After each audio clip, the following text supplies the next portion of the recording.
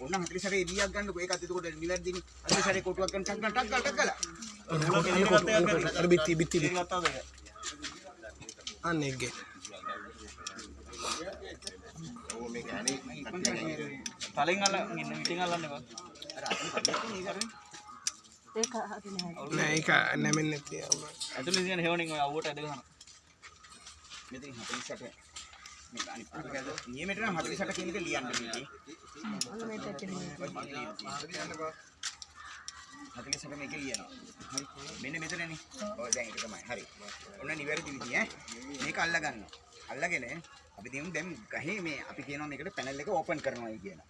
ඒ කියන්නේ මේ කිරි කැපීමට අපි සූදානම් කරනවා පළවෙනි වතාවට. දැන් ඔන්න පළවෙනි ඉර අඳිනවා. මේක ලස්සන ඉරක් වෙන්න ඕනේ. දැන් ඔයාලගේ වගේ අර කැත ඉරක් නෙවෙයි. හරි. මේකට බද්ධ වෙන්න ඕනේ. හරි. මෙහෙම ගත්තා. මෙහෙම ගත්තා. මේව මහ ගැඹුරින් ඇල්ලුවොත් තමයි ප්‍රශ්නේ තියෙන්නේ. බලන්න මේ මේරට මේව යා වෙලා එනවා නේද? ඕක මට තනි ඉරකටම යන්නත් පුළුවන්. ඔය කොහොම කරලා එහෙම යන්නත් පුළුවන්. මේවා ඉතින් ඔයාලා පොඩි පොඩි ශිල්ප දා ගන්නවා. අපිට ඕන නම් මෙහෙම කරුවෙන් මෙහෙම කරලා නේද? ඔය විදිහට කරන්න පුළුවන්.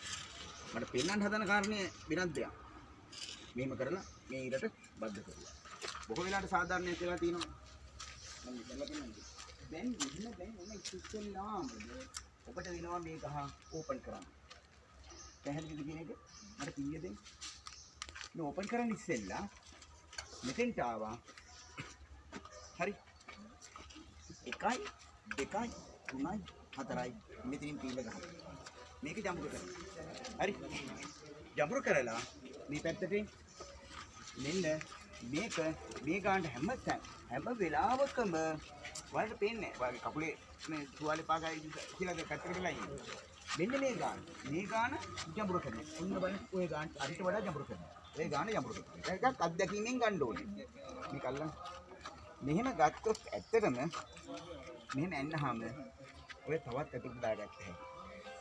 තවත් ඇතුළට දාගත්තා. ඕන්නම් මේකෙන් තමයි පොත්තේ ඝන මගේ පරිසම්පියයි. පොත්තෙන් තවත් ඕන්නම් ඇතුළට දාගත්තා. තව පොඩ්ඩක්. දැන් අනින්න බලන්න. මෙහෙම. තවත් චුට්ටක් තියෙනවා. දැන් නම් හොඳ ඝන. අන්න පොත්තේ ඝනකම අපි අල්ලගත්තා. දැන් පොත්තේ ඝනකම අල්ලගත්තා. දැන් අපි අර මැෂින් එකක කතාවක් අර මහත්යත් පෙන්වන්නේ මමත් ඔක ඉස්සෙල්ලා පෙන්නුවා. ඇයි මැෂින් එකක් පාවිච්චි කරන්න බැරි? ඒක කියුන්නේ නැහැ. අන්න එක තැන් වල එක ඝනකම. මැෂින් එකකට දැම්මහම එකම ගානට යන්නේ. ඒක අපිට ප්‍රශ්නයක්. දැන් මෙතෙන්දී මම පිහිය කියන්නේ මෙන්න මෙහෙම ඇල කරන්න කියලානේ. මෙන්න මෙහෙම ඇල කරන්නනේ පිහිය. මේක තමයි ඇල කරන්න. කික්වත් ඇල කරන්න නැති එකයි මට තියෙන්නේ. දැන් එපා වෙලා තියෙන්නේ. මෙහෙම පිහිය ඇල වෙන්න ඕනේ. ඇයි ඇල වෙන්නේ? මේ කාණුවකට වෙන්න. මෙතෙන්දී එක පාරටම ඇල කරගන්න බෑ. මෙන්න මේකයි සිස්ටම් එක. ඔය විදිහට. ඉතින් බලන්න. දැන් මට කැපිය හැකි මේ ලස්සනට. ඔය කොහොම කපනවා.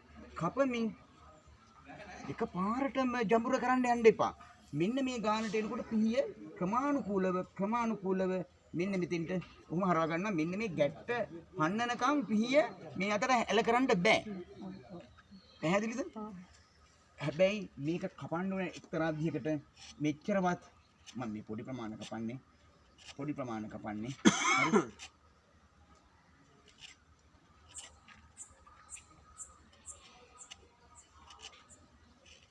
හරි. දැන් මේ වගේ ගිහිල්ලා ඔබ එකපාරටම ජඹුරු කරුවේ නැහැ. ඔබ ගන්න මට අර ෆයිල් පින් එකක් ගන්න. ඔය දැන් ෆයිල් පින් එකක් කෙනෙක් අතේ. අල්ලන්න. දැන් මට මගේ මේ උපකරණයෙන් හරි ගස්සගත්තා. මෙන්න මෙහෙම ඇනලා බලන්න. අන්න. බලන්නකෝ ඇනලා. කොහොම බලන්න. බලන්න මස තියනවාද? අන්නේ ගානට යනකම් එකපාරටම අරලා දාන්න එපා මෙතෙන්ට. දැන් ඔයාලා අරලා දෙන්නනේ මෙතෙන්ට. ඊට පස්සේ අන්න තව කොබල් මට දෙන්න. දැන් මට මේකෙන් ගත්තාම මේකෙන් හරි ලේසි. ඕම් බලන්න. දැන් මෙච්චරක් තියෙනවා. මිලි දෙකක් තියෙනවා. තව චුට්ටක් ජඹුර කරන්න ඕනේ. තව චුට්ටක් ජඹුර කරන්න ඕනේ. දැන් බලන්න මෙතන යනවා. දැන් එනලා බලන්න. අන්න බලන්න. දැන් මොකද කරන්නේ?